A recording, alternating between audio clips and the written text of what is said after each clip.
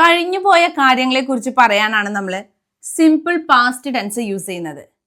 കൂടുതലായും കഴിഞ്ഞു പോയൊരു സമയവും അതിൽ മെൻഷൻ ചെയ്തിട്ടുണ്ടായിരിക്കും. They saw a movie yesterday. ഇന്നലെ അവരൊരു സിനിമ കണ്ടു. ഇന്നലെ കണ്ടു. സിമ്പിൾ പാസ്റ്റ് ടെൻസ്, കഴിഞ്ഞു പോയൊരു കാര്യമാണ്. ഇനി കണ്ടില്ല എന്നാണെങ്കിലോ, അപ്പൊ നമുക്ക് എഴുതാം ദേ didn't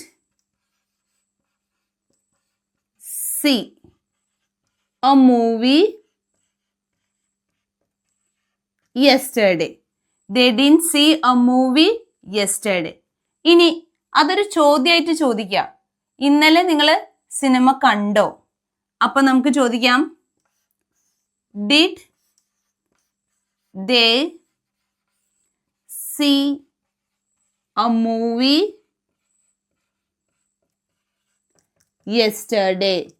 Did they see a movie yesterday?